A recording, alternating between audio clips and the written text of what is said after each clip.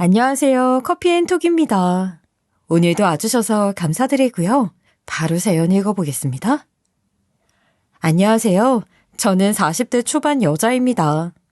딸아이 하나를 키우면서 살고 있는데 요즘 젊은 아가씨들은 결혼도 출산도 하지 않는다고 하더라고요. 먹고 사는 것이 쉽지 않으니 어찌 보면 당연한 현상인 것 같다는 생각이 들어요. 생각해보면 저도 어려서는 넉넉하지 못한 가정 형편 때문에 포기하는 게 많은 유년 시절을 보내야 했었거든요. 그럼에도 불구하고 단란한 가정을 꾸리는 것에 대한 꿈을 포기하지 못했던 게 있어서 지금 이렇게 엄마로서 그리고 아내로서의 인생을 살아가고 있답니다.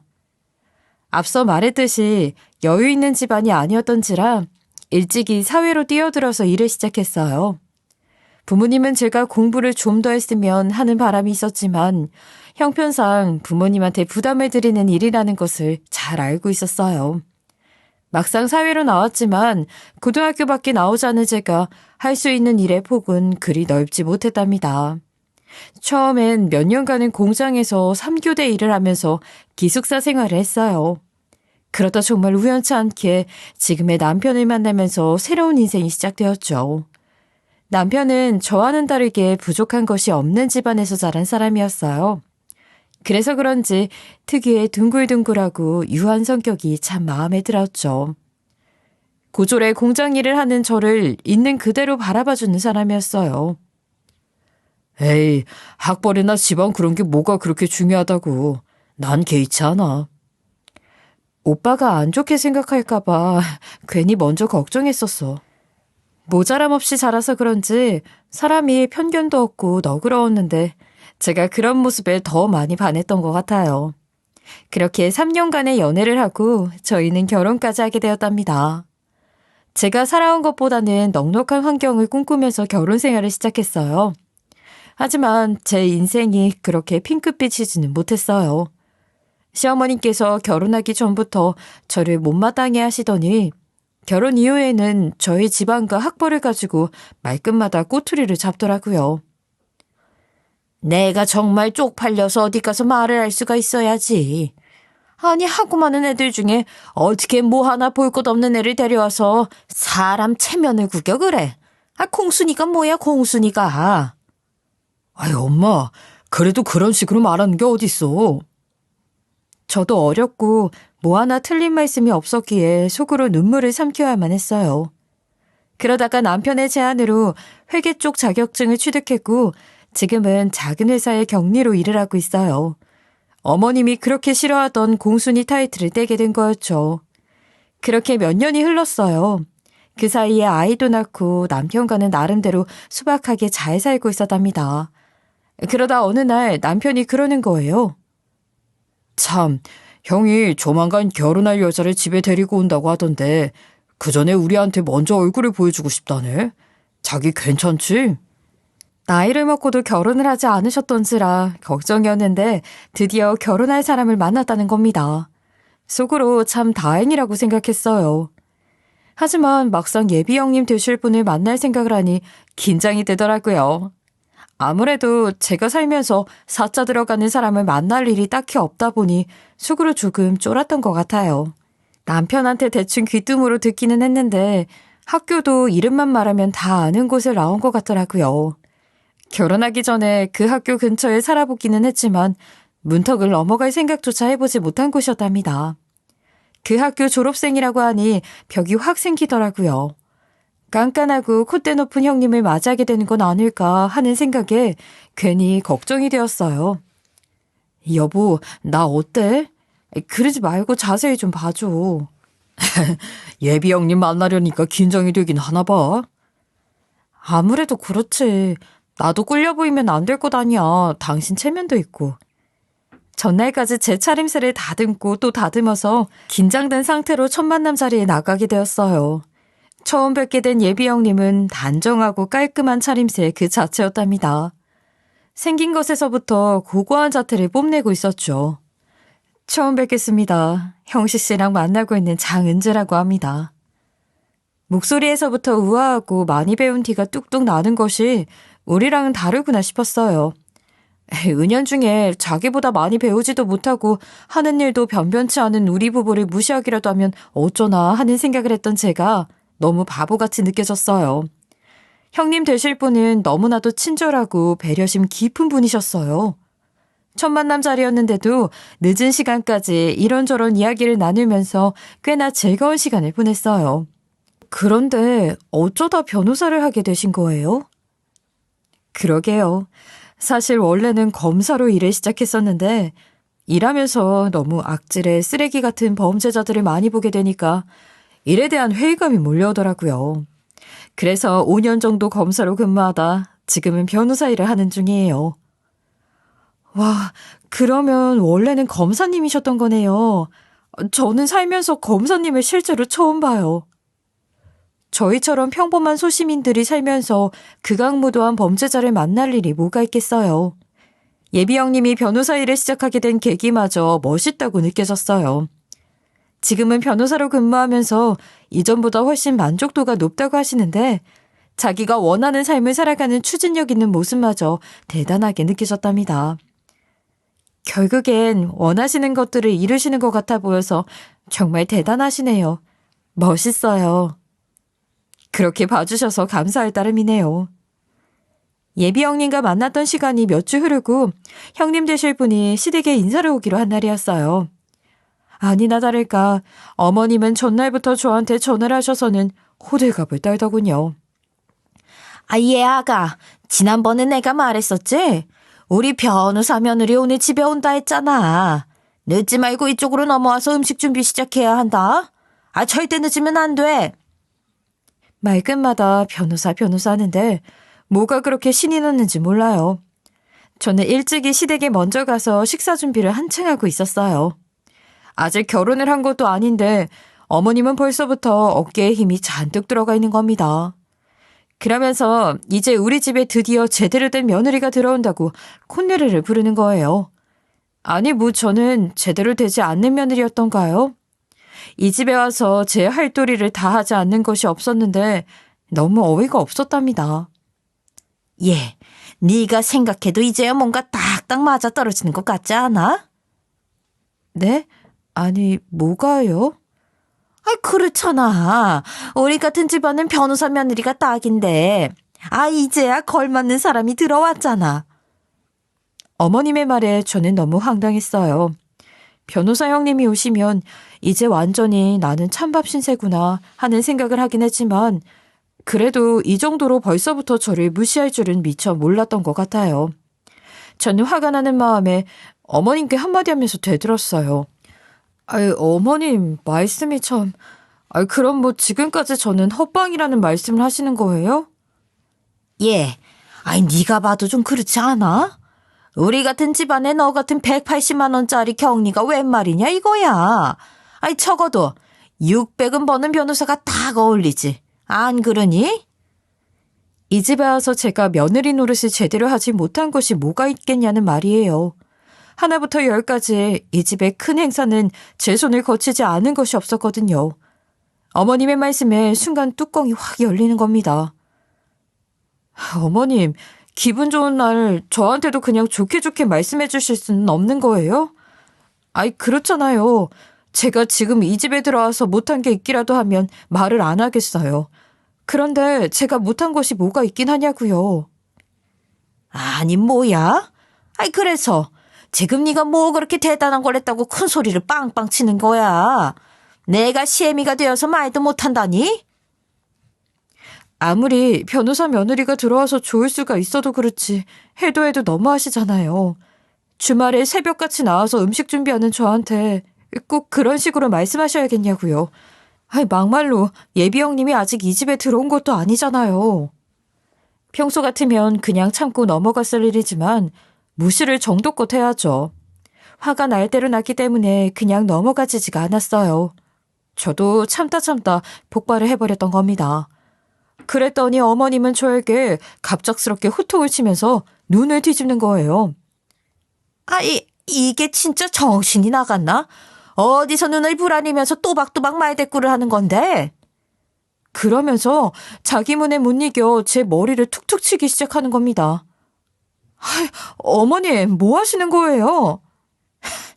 정말 이게 보자보자하니 겁대가리를 상실해서는 니까짓 게 주제를 모르고 기어오르니까 내가 본때를 보여줘야겠다. 그러더니만 갑자기 머리를 한 움큼 잡고 흔들면서 잘못했다고 싹싹 빌라는 소리를 하는데 저는 끝까지 아무 말 하지 않고 있었어요. 그랬더니 저를 현관문 바깥으로 그냥 내쫓아 버리는 겁니다. 우리 집안이 어떤 집안인 줄 알고 함부로 떠들어대고 있어? 뼈대 있는 우리 가문에 너 같은 것은 수치야. 신발도 신지 않은 채 저를 바깥으로 내팽개치고는 문을 확 닫아버리는 거예요. 이 상황이 너무 어이가 없고 황당하기 짝이 없었어요. 그때 누군가가 황급히 몸을 숨기는 것 같았어요.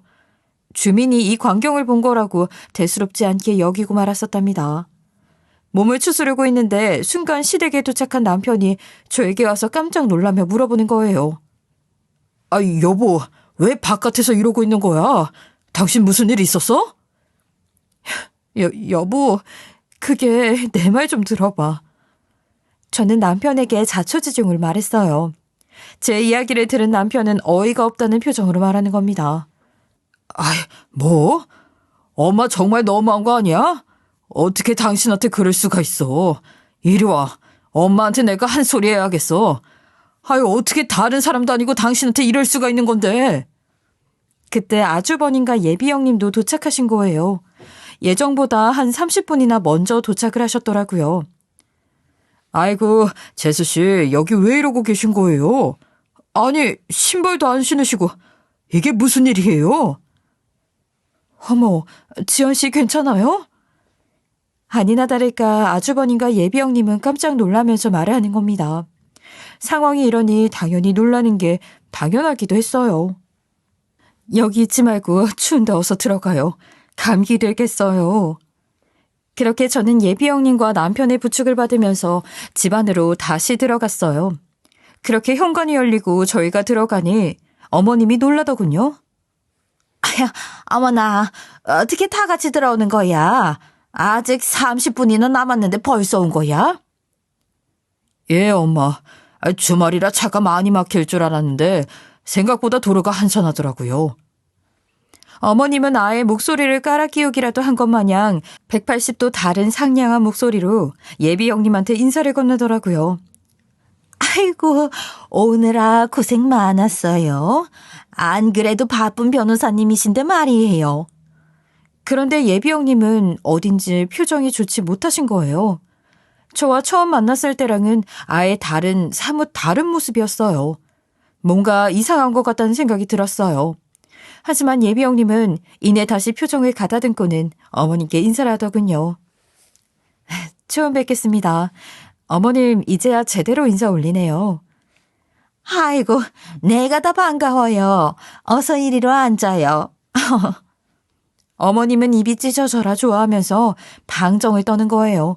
그런데 예비 형님은 차에 뭔가를 두고 왔는지 자리를 비우시는 겁니다. 아 참, 내 정신 좀 봐. 죄송한데 차에 금방 다녀올게요. 두고 온 게 있어서요. 그래요. 편하게 다녀와요. 예비 형님은 차에 다녀온다면서 주차장으로 향하는데 뭔가 이상한 것 같은 느낌이 들어서 제가 뒤를 막 따라갔어요. 그 사이 남편은 어머님을 방으로 따로 불러서 한 소리 하더라고요. 엄마, 어떻게 미나 엄마한테 그럴 수가 있어요. 아무리 변호사 며느리가 마음에 들어도 그렇지. 정말 너무하신 거 아니에요? 예, 너네가 결혼할 때 뭐라고 했어? 혼사는 집안이랑 직업을 잘 보고 해야 한다고 하지 않았어? 어디 못 빼어먹은 티를 팍팍 내면서 시애미 무서운 줄을 모르고 눈에 쌍심지를 켜는데 내가 어디 못할 말이라도 했니? 그래도 그렇지. 어떻게 이 추운 날 사람을 밖으로 내쫓을 생각을 하세요? 아무튼 오늘 예비 영수 가시면 다시 얘기해요. 남편이 어머님과 언쟁을 벌이고 있는 사이 저는 예비 형님을 급히 따라가서 붙잡았어요. 형님, 잠시만요. 저를 돌아보는 그 눈빛이 너무나도 불안해 보이는 거예요. 무슨 일 있으세요? 안색이 너무 좋지 못한 것 같아서 따라와 봤어요. 그런데 예비 형님께서는 숨을 거칠게 몰아쉬면서 마음이 진정되지 않는 듯 얼굴이 파랗게 질려 있는 거예요. 그리고 제게 되묻더라고요. 지연 씨, 혹시 시어머님 성함이 어떻게 되세요? 갑자기 저에게 영문 모르겠다는 질문을 하는 겁니다. 이게 다 무슨 일인지 의아할 따름이었어요. 그건 왜 물어보시는 거세요? 빨리요. 제 질문에 대답 좀 해주세요. 어머님 성함은 최미숙인데 무슨 일이세요? 제가 어머님의 성함을 말해주자 다리에 힘이 풀린 듯 주저앉으려고 하는 거예요. 저는 그런 예비 형님을 부축해서 괜찮냐 물었어요. 그리고 저에게 떨리는 목소리로 말을 이어가더라고요.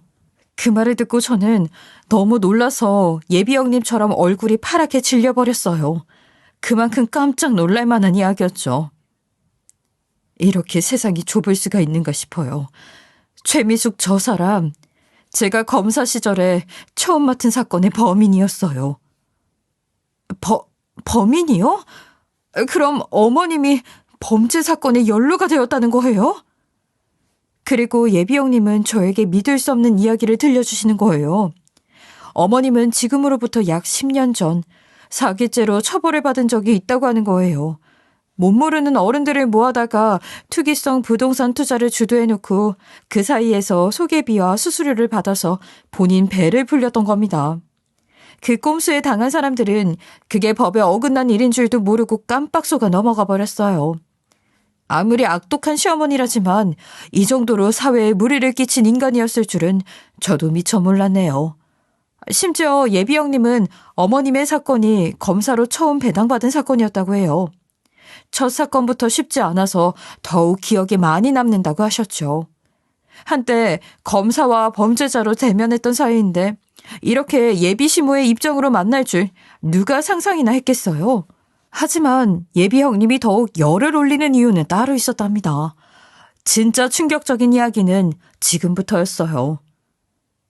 제가 이렇게나 놀라고 또 화가 나는 이유가 있어요. 최미숙 사건의 피해자 중에 저희 엄마도 계신다는 거였어요. 그러니 제가 어떻게 그 이름을 잊을 수 있겠어요.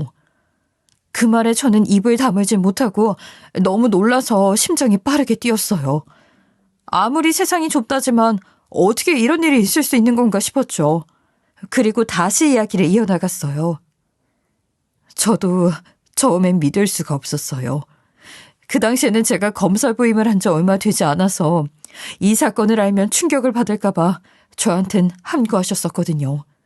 사건을 파헤치다 보니 그 안에 저희 엄마도 피해자였다는 사실을 알게 되었고요. 그 인간이 사기를 치는 바람에 저희 엄마는 한평생 죽어라 일한 돈을 한순간에 몽땅 다 날려버렸어요. 엄마는 1,000원 한 장에도 벌벌 떠는 사람이었는데 말이죠.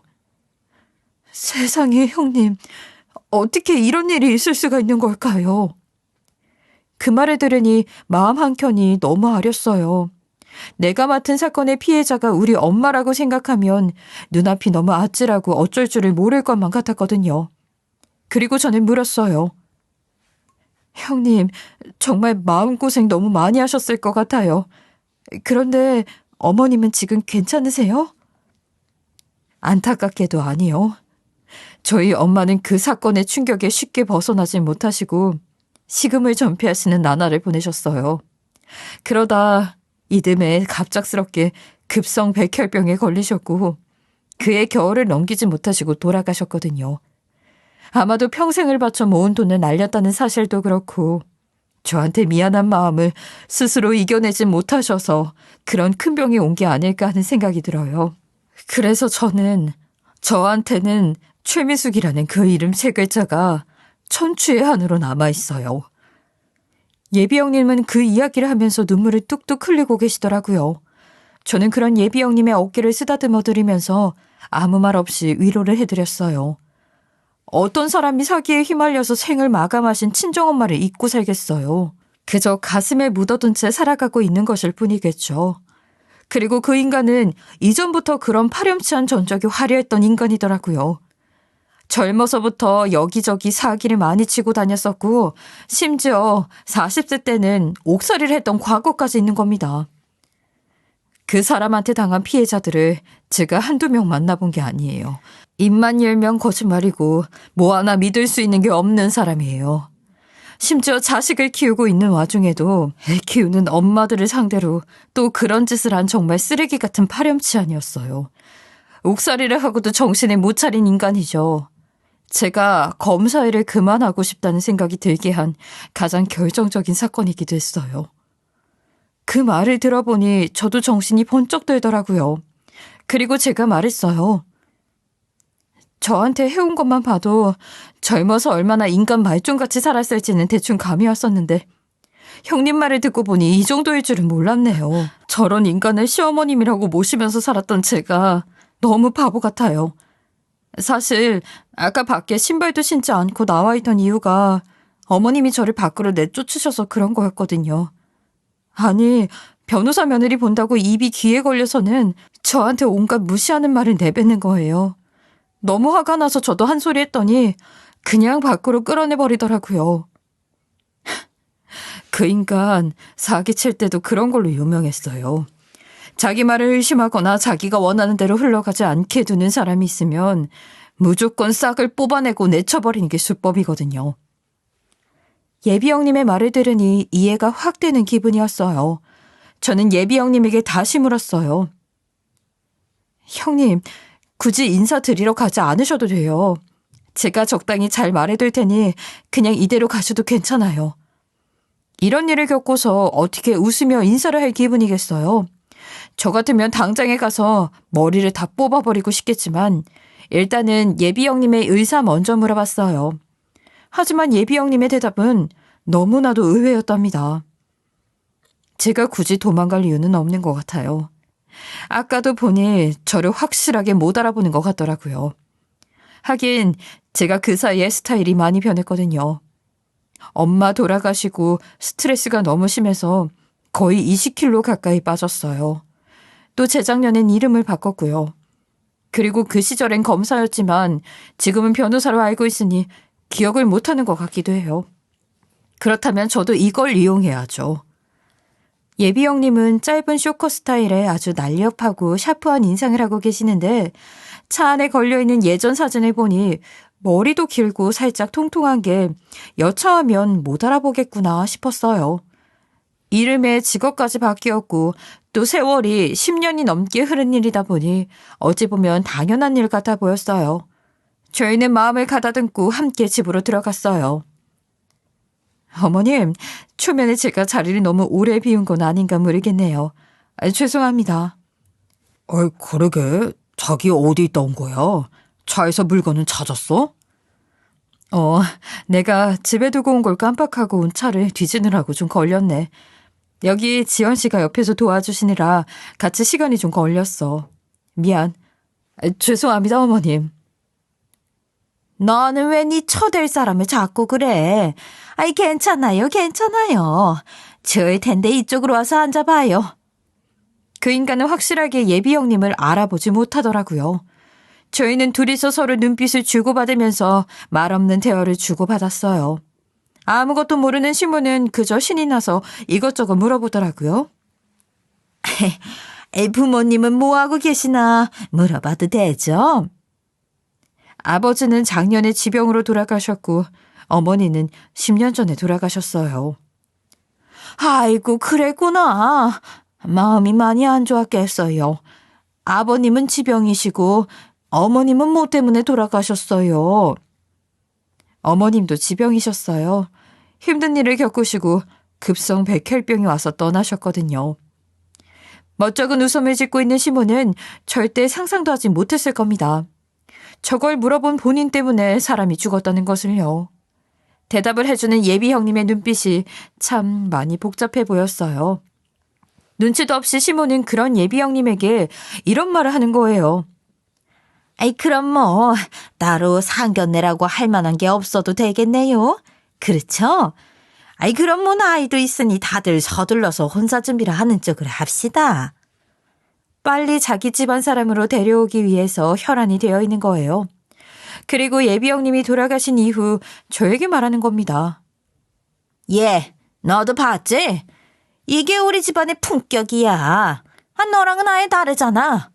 똑똑히 보고 잘 배우더라. 알겠어? 아무것도 모른 채 자기가 원하는 대로 혼사가 이루어질 것이라고 생각하는 그 알량한 생각이 참 우스웠어요. 그리고 며칠이 지난 후였어요. 모르는 번호로 전화가 온 겁니다. 누구이지 싶어서 의아한 마음으로 전화를 받았어요. 여보세요? 실례지만 어디시죠? 지연 씨, 저 장은재입니다. 통화 괜찮으신가요?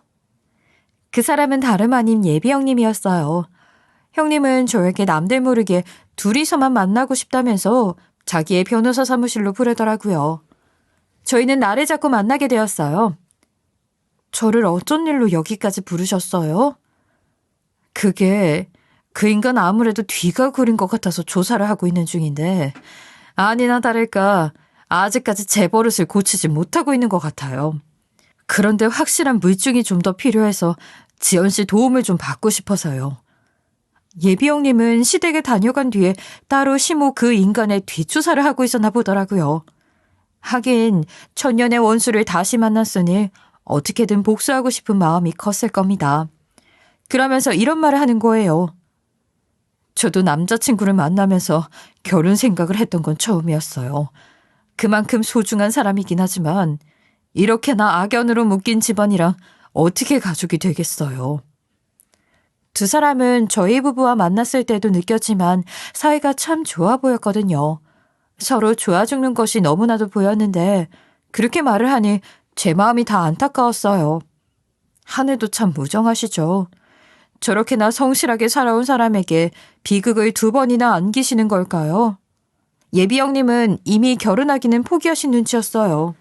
기왕 이렇게 된 거 직업적 소명의식을 가지고 그 사람한테 더 이상 피해자가 나오지 않기만을 바랄 뿐이에요.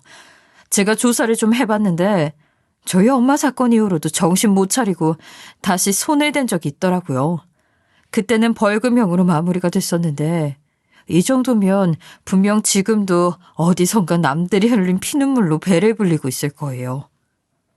아니, 옥살이까지 했던 인간이 뭐가 무섭겠어요. 저도 이판사판이에요. 이렇게 된 거 형님을 도울 수 있는 건 전부 도울게요. 저는 예비 형님의 손을 잡아주기로 했어요. 어차피 제가 지연 씨 형님이 되는 건 글러먹은 것 같아요. 그냥 이름으로 불러주세요. 아니면 변호사님이라고 해주셔도 괜찮고요. 맏며느리로 잘 나가는 변호사를 보게 됐다고 어깨춤을 덩실덩실 추고 있을 시모에게는 당장이라도 가서 비웃어주고 싶은 마음이 있었어요. 그렇게 저는 변호사님의 손을 잡게 되었죠. 그리고 좀 더 명확한 증거를 찾기 위해 저는 애써 시모에게 연기를 하면서 저에게 마음을 열 수 있게 다가갔어요. 어머님, 제가 그때는 정말 죄송했어요. 어머님 말씀처럼 제가 배운 것도 없고 가진 것도 없이 자라서 뭘 잘 몰라서 그랬어요. 제가 앞으로는 어머님한테 진짜 잘할게요. 제 마음 아시죠?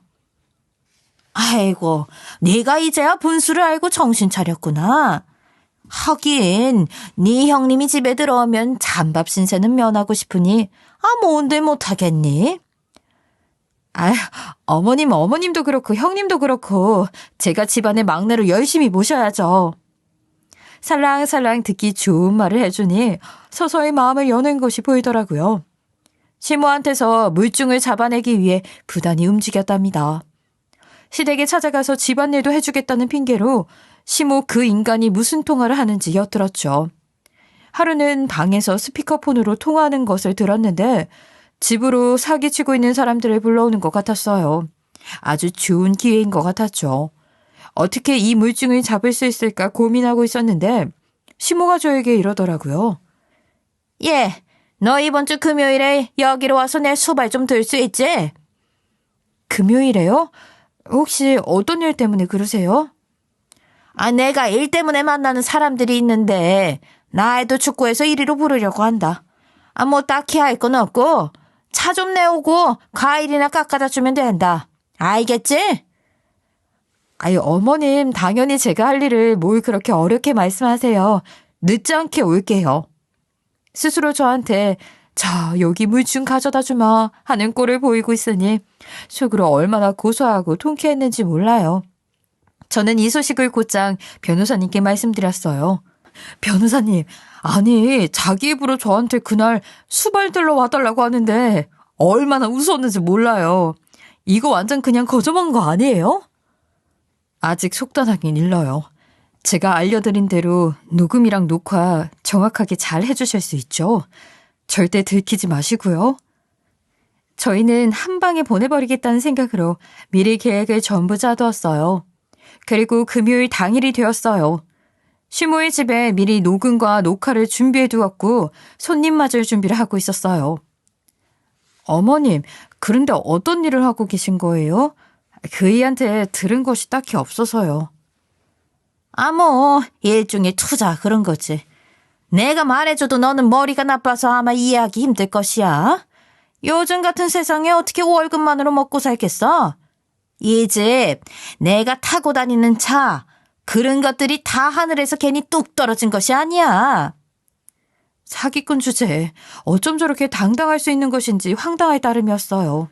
어디 저 교활한 웃음을 언제까지 짓나 보자 하는 생각이었어요. 아유, 그러시구나. 역시 어머님은 수완이 좋으셔서 뭘 해도 잘하시는 것 같아요. 제가 한 수 배워야 하는데 말이에요. 너 혹시 나한테 지금 하는 일 물려받을 생각이 있냐? 네가 원한다고 하면 내가 어떻게 하는지 물려줄 수도 있는데 이게 돈이 되는 일이야. 시모의 말에 저는 깜짝 놀랐어요. 지금 자기가 버리고 있는 사술들은 저한테 전수해준다는 말을 하는 겁니다.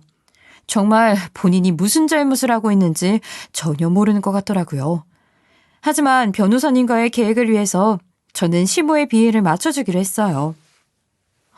어머님이 저한테 알려주신다고 하시면 너무 감지덕지죠. 그럼 저도 오늘 그 모임에 참석해도 될까요? 그럴래? 이게 바로 가업이라는 거야. 아무나 알려주는 거 아닌데 너도 어쨌든 이 집 사람이니 특별하게 알려주는 거야. 네가 선뜻 이 자리에 온다고 하는 걸 보니 내 일이 탐이 나는 모양인 것 같아서 제안해본 게다. 자기를 스승처럼 떠받들어 주니까 아주 어깨에 힘이 잔뜩 들어가서는 헛소리를 해대는데 과연 멀지 않은 미래에도 저 어깨에 계속 힘이 들어가 있을까 싶었어요. 하나둘 모임원들이 도착을 하게 되고 시문이 열변을 토하더라고요. 변호사님한테 들었던 그대로였어요.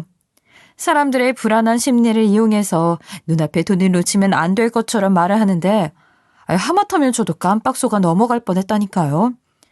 집에서 살림만 하시는 어른들은 그 언변에 넘어가지 않는 재량이 없어 보였어요. 그리고 모임원들이 자리를 떠난 후 의기양양해서 저에게 말하더라고요. 봐라. 다들 나한테 돈을 쥐어주고 싶어서 안달인 눈들을 봤지. 사업은 이렇게 하는 거야. 이 정도 배포가 있어야 큰 돈을 손에 넣는 거라고. 와, 어머님, 안 그래도 멋있는 분인 건 알고 있었지만 정말 대단하세요. 저도 빨리 어머님한테 일을 넘겨받고 싶어요. 넌 아직 멀긴 했다만 이번 건수 끝나고 다음 건엔 너를 메인으로 내세워서 알려주마. 너도 아주 돈독이 올랐구나. 제가 미쳤다고 다른 사람들의 피 같은 돈에 빨대를 꽂고 빨아먹는 짓거리를 하겠어요. 오늘 있던 일들에 대한 자료들을 변호사님께 넘겨드리면서 말했어요. 저희가 생각했던 것 이상으로 정말 단단히 미친 사람 같아요. 그 자리에 계신 분들한테 하루빨리 말씀드리고 싶은 생각밖에 없어요. 고생 많았어요. 확실한 물증 잡았으니 이제 나머지는 경찰들이 알아서 해줄 거예요. 그리고 다음 모임 날이 있는 날이었어요. 그날도 저를 집으로 부른 시모는 또다시 힘주어 말하더라고요. 자자, 오늘은 본격적으로 그 여편네들 지갑 열리는 날이니까 너 잘 보고 배워. 오늘이 진짜 하이라이트니까. 알겠지? 다시금 모임원들이 속속들이 도착을 하게 되었고 한참 모임이 진행되고 있던 때였어요. 누군가 초인종을 노리니 시모는 저에게 나가보라고 하는 겁니다. 아니, 이 시간에 올 사람이 없는데. 누구야? 네가 한번 나가보렴. 초인종을 누른 건 다름 아닌 경찰이었어요. 모두 예정된 일들이었죠. 전 담담하게 문을 열어드렸어요. 최미숙 씨, 당신을 사기 및 불법 투기로 급히 연행합니다. 당신은 묵비권을 행사할 수 있으며 아니, 이게 다 뭐 하는 짓들인데? 너 빨리 나 안 도와주고 뭐 하고 있는 거야? 그 순간 뒤에서 변호사님이 슬며시 들어와서는 얼굴을 비추더라고요. 그러자 시모는 예비 형님이었던 변호사님의 얼굴을 보더니 화색을 띠며 엄마야, 하늘이 날 돕는구나. 예비 며느리 그 어떻게 알고 딱 맞춰 나타나 그래. 여봐요, 나 묵비권 행사하고 우리 변호사 며느리 선임할 테니까 까불지 말아요. 며느라, 우리 며느라, 와서 나 좀 도와주렴. 최미숙 씨, 당신 기억력이 그렇게 좋지 못해서 무슨 사기를 치고 다니겠어. 이제 그만해. 그러자 시모는 아무것도 모르는 얼굴로 사색이 되어서 목소리를 떨며 되물었어요. 아니, 너 그게 무슨 소리를 하는 거니? 이게 다 무슨 상황인 건데? 너무 오랜만이라 기억이 잘 안 나나 보네. 저 장미연입니다. 아직도 저를 모르시겠어요? 이전 이름으로 본인을 소개하면서 그 시절의 사진을 시모에게 들이밀며 보여주더라고요. 그제야 기억이 난 것인지 무릎을 꿇고는 벌벌 떨면서 말하더라고요. 아니, 장미영 검사? 네가 장미영 검사라고? 어떻게 이런 일이 있을 수가 있는 건데? 지난번에 당신이 나한테 물었지. 우리 엄마가 어떻게 돌아가셨는지 말이야. 당신이랑 악연이 시작되었던 그 사건, 그때 우리 엄마도 당신한테 당한 피해자셨어. 그 일 겪으시고 급성 백혈병이 와서 돌아가신 거고 전부 최미숙 당신 때문에. 변호사님의 말이 끝나니 상황이 파악된 것인지 손을 싹싹 빼면서 말하는 겁니다. 세상에 어떻게 이런 일이. 검사님, 정말 잘못했어요. 제가 그러려고 그런 것이 아니라. 이거사, 너도 얼른 와서 싹싹 빌지 못해? 잘못한 사람이 누구인데 누구한테 빌라는 헛소리를 하는 거예요? 당신 정말 아직도 그렇게 정신을 못 차린 겁니까? 그동안 어떻게 많은 사람들 눈에서 피눈물을 뽑아냈으면 이제 그만해야 할 것 아니에요? 그 악마 같은 인간은 자기가 잘못을 저질러 놓고 저보고 같이 무릎을 꿇고 빌라는 어이없는 소리를 하더라고요. 변호사님이 대신 역정을 내주셨지만 저도 한마디 얹었어요. 백날 첫날 우리 집안이 어떤 집안인지 어쩌고 저쩌고 말을 하더니만 이거 완전 개차반도 이런 개차반이 없네. 너무 어이가 없어서 내가 욕도 아깝네요. 나머지 일들은 법이 알아서 처리해 줄 거니까 더 이상 왈가불가하지 않을 겁니다. 그리고 변호사님, 진짜로 저 인간이 저한테 악질 사수를 가업이라면서 알려준다고 했다니까요. 나 참 어이가 없어서. 뭐야, 둘이 지금 같은 편을 먹고 나를 덮친 게야? 나머지 이야기들은 법정에서 하시면 됩니다, 최미숙 씨. 경찰은 외마디와 함께 그 악마를 연행해 갔어요. 신문을 받으면서도 그렇게나 본인은 아무런 죄가 없다고 발뺌을 했지만 녹음과 녹화본이라는 너무나도 확실한 물증이 있는 이상 처벌을 피할 수는 없었어요. 그 일이 있고 결국 시모는 나라에서 제공하는 밥을 먹으면서 새창살살이를 하게 되었답니다. 남편과 아주버님은 자기 엄마가 어떤 사람인지 아무것도 모르고 있었더라고요. 이 일이 있으면서 처음 알게 된 모양이었어요. 자기 엄마가 이런 악질 범죄자였다는 사실을 알고도 어떻게 이전처럼 엄마를 모시면서 살 수 있겠어요? 남편은 곧장 엄마랑 연을 끊겠다고 선언하더라고요. 그리고 아주버님과 변호사님은 예상했듯이 이 결혼은 없던 일로 하게 되었고요. 그 인간은 옥살이를 하면서 가석방을 하고 싶었는지 변호사님과 저에게 구구절절 반성문을 써서 보내왔지만 이미 때는 늦을 대로 늦었었죠. 변호사님은 면회를 다녀온 적이 있다고 하셨는데 아주 무릎을 꿇고 눈물을 줄줄 흘리면서 애원하듯 용서를 구했다고 하더라고요. 변호사님이 말을 해줬는데 검사님, 정말 죄송해요. 제가 그런 일이 있을 줄 어떻게 알았겠습니까? 아마 그 일로 어머님께서 유명을 달리하셨다는 걸 알았다면 저도 그 길로 손을 뗐을 거예요. 정말 죄송합니다. 잘못했어요. 제가 이렇게 말하는 것이 용서를 구할 수는 없겠지만, 그래도 다시 한번 죄송하다고 말씀드릴게요. 이미 늦었다는 건 본인도 알고 있을 거예요.